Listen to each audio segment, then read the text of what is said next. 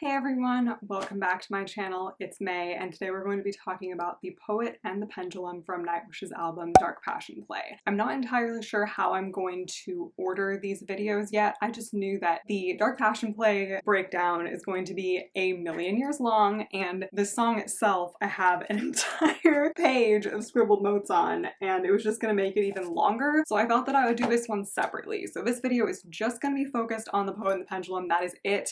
I'm going to be doing my introduction and kind of talking about the album in general, giving my thoughts on it and everything in another video. So whether that one is before or after this, I'm not sure. If it is, you can just click back to it. If not, it will be coming soon. If you have not seen my other videos, I do break down reviews of Nightwish's albums. I've also done Taria's albums if you want to check any of that out. Now, without further ado, let's just jump right in. So as I'm going to talk about when I talk about kind of the album in general, it was kind of a catharsis, like getting out all of the feelings that Thomas and the band members were going through after they fired Taria. And this is the first song on the album, which is very ambitious to put this super long song as the first song on the album. It just takes you on this journey, like at the very beginning. It's almost 14 minutes long and there's 5 parts, so I'm going to break this down into those 5 parts. Musically, I can hear kind of how it relates to Amaranth and Escapist, like I can hear little bits of that in it, I think, and the first verse kind of gives off those same vibes to me. I also feel like I could hear like a bit of Planet Hell at times, like kind of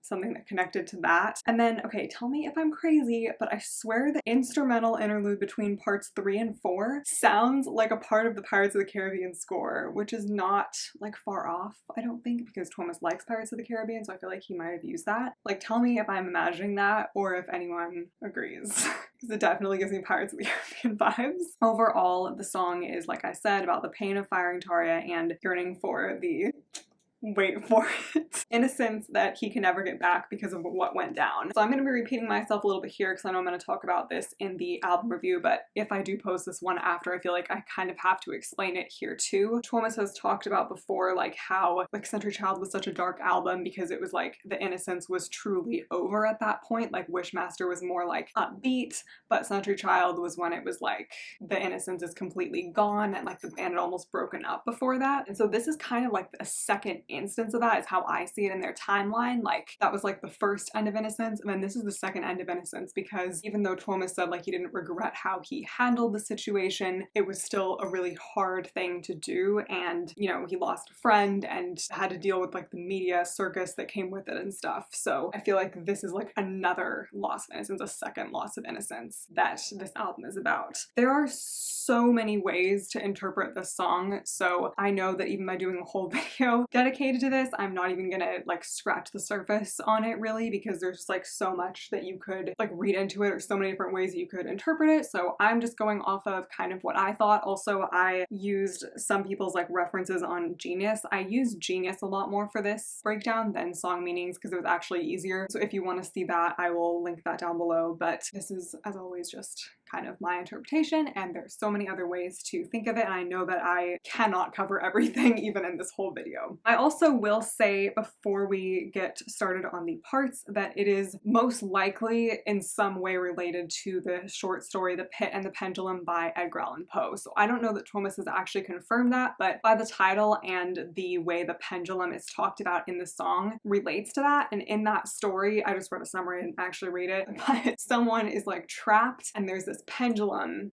that is swinging that's gonna kill them, and they evade that because they put food on their whatever, like their trappings, their ropes, and then the mice eat through it just in time because like the pendulum just keeps getting closer and closer. It's gonna like slice him open, and he escapes that, but then he dies in the pit or something. Yeah, something like that. I think that that is referenced in here. So part 1 is the White Lands of Empathica, I think is how you say it, and it is apparently a reference to a Stephen King novel. We're gonna see a lot of references to Stephen King in this album, so I am just gonna be saying if it's a reference, but I'm not really the person to speak on that because I haven't read those books. So it starts with the words "the end," which is really interesting because it's not only starting the song with that, but it's also starting the album with that. It starts with the end. It is the end of the previous era and the band has been reborn is kind of how I saw it. It's like saying like that's over and like everything that comes from now is going to be like this journey to the rebirth kind of. Well, most of the song is kind of explaining like his feelings around it, but at the end it's kind of like rebirth is how I saw it. The songwriter's dead, the blade fell upon him, taking him to the white lands of Empathica, of innocence, Empathica, innocence. If I had never seen these words written out, it is like these soaring vocals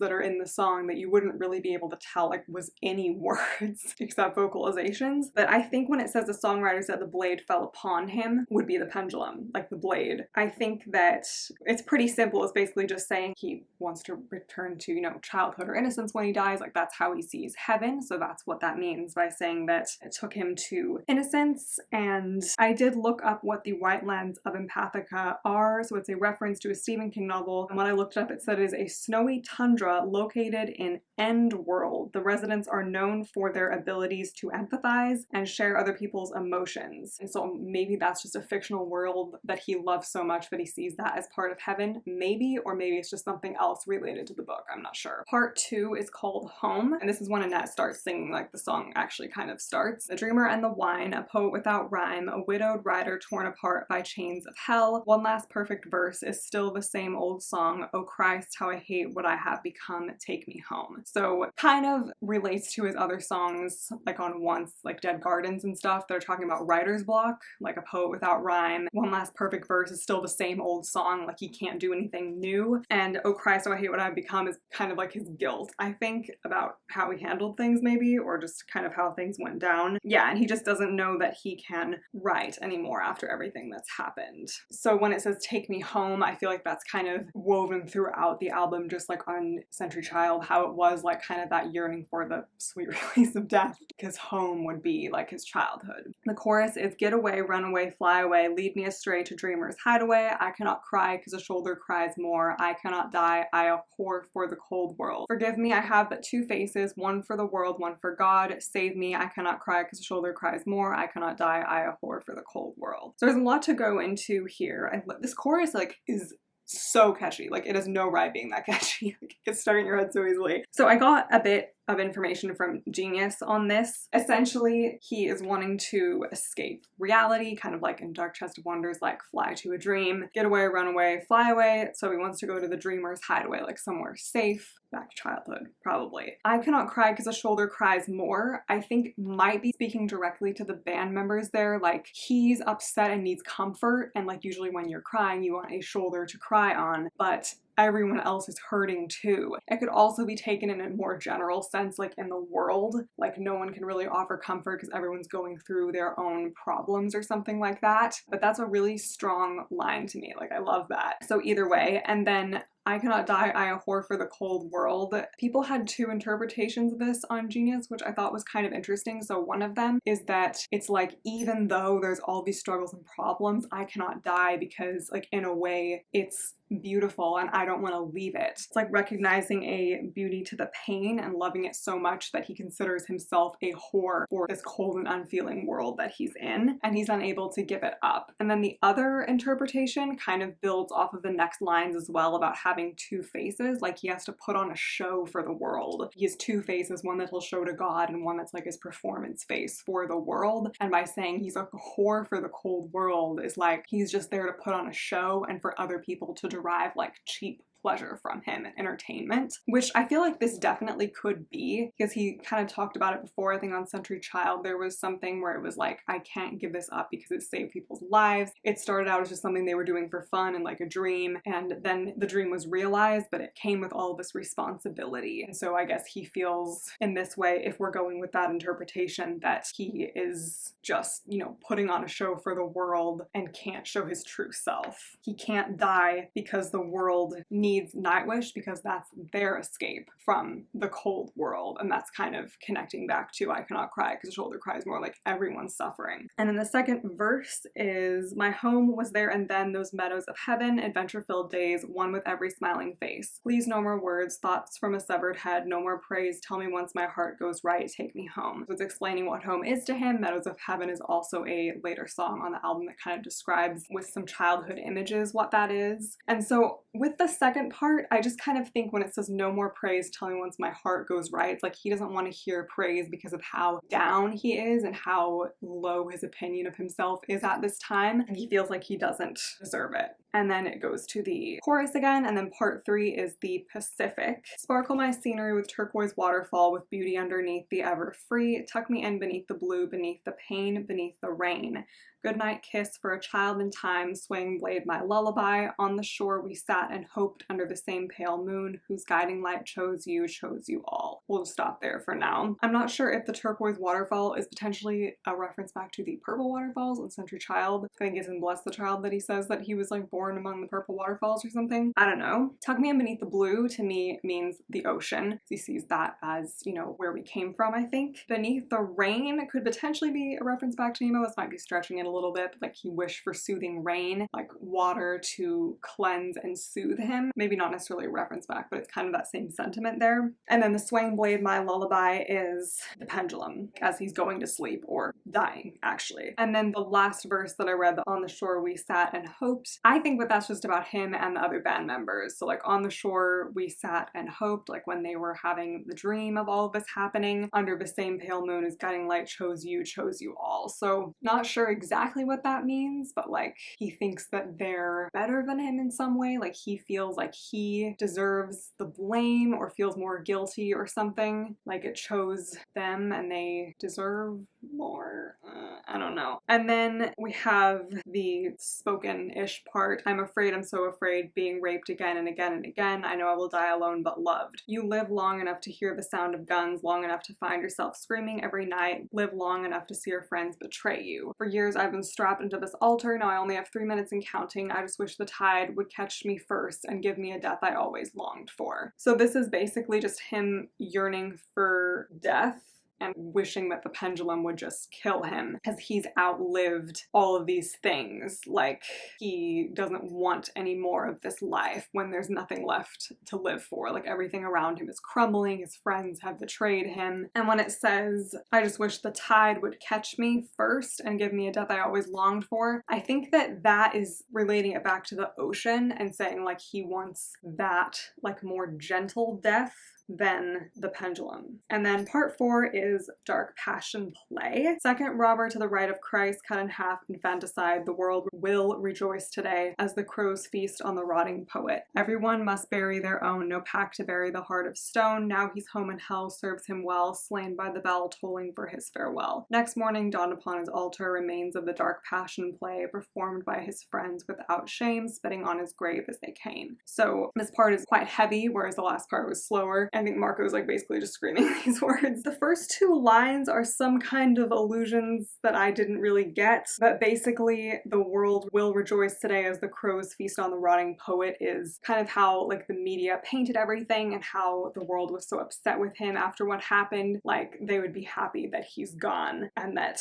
crows are feasting on his rotting corpse. And then I think the next part is basically just saying no one is there to bury his heart of stone. Like he has to take care of himself. Slain by the bell tolling for his farewell could reference back to the pendulum again that was swinging. He deserves the fact that he went to hell. I read on Genius that the dark passion play is like a biblical reference, I think, to like suffering Jesus endured. So I think it's like potentially a reference to that. I don't know if I have this right, like his friends made him suffer the night before and then the remains are still there. I don't know exactly. That's kind of how I took that. Since they had betrayed him, like they didn't care. fire and they just defaced his grave. We have the chorus again, and then we have the eulogy. Today in the year of our Lord 2005, Thomas was called from the cares of the world. He stopped crying at the end of each beautiful day. The music he wrote had too long been without silence. He was found naked and dead, with a smile in his face, a pen, and 1,000 pages of erased text. Save me.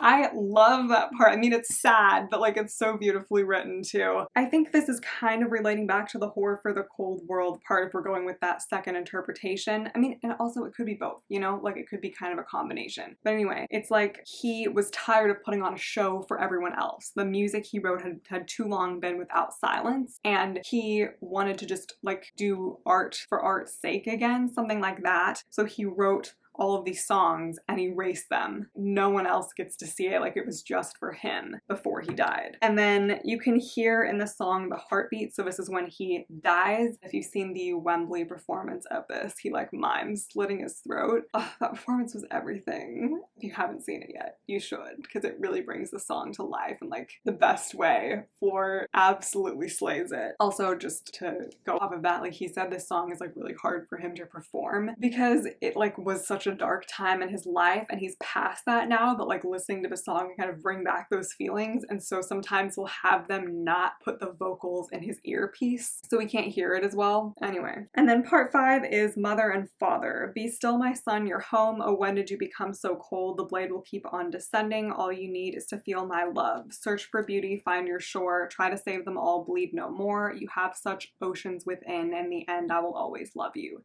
The beginning. So on Genius, people explain that there are references to Poe's stories or his life with these lines, but I can't really speak to that. So I just think that it gives a sense of him dying, because, you know, in the song with the heartbeats, he just died. So now he is home in heaven with his parents, maybe. I mean, I'm assuming, unless it's like, it means God or something like that, but I think it's his parents. When did you become so cold? I think is not just his dead body, but like his character or his heart, because he's like made all these references in the song to like, you know, heart of stone, oh Christ, oh I hate what I've become, like he's become this cold person. So that's probably what it's talking about there. And then the blade will keep on descending, I guess is saying that he's always going to be in pain because like the pendulum would just keep on cutting him, but all you need is to feel my love. And so both stanzas, this isn't a poem, verses, and with a line about love, which I feel like adds an element of hope to this song. His parents have loved him through all of this, and it just shows their hope for him too. I'm not quite sure what the last verse means, the first 2 lines, but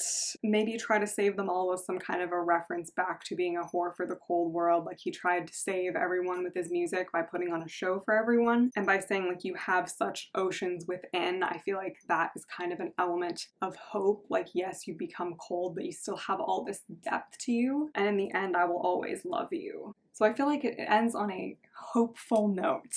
And then the last words are the beginning. So it closes off, you know, starting with the end and ending with the beginning. It's kind of saying like, now that we've gotten this out of the way and he like metaphorically died and was reborn, we can move on now, I guess, for the rest of the album maybe. I think it's basically just ending with his rebirth and or the rebirth of the band. Okay, so that was my interpretation of The Poet and the Pendulum. Hopefully it made some kind of sense. I warned you it was gonna be long, didn't I? But yeah, I just knew that I had to do this separately because it would not have fit with the other one. I would absolutely love to hear your interpretations of the song. Please leave them down below and I would love to discuss further. And if you haven't already, please also watch my Dark Passion Play breakdown if you would like to hear more about this album, because we're gonna jump into that. I'm gonna film that right now. So thank you guys so much for watching. I hope you have a wonderful day or night whenever you're watching this. Please give this video a like if you enjoyed it, and subscribe and turn on that notification bell if you would like to see more videos and get notified whenever I post new content. Thanks for watching. Bye.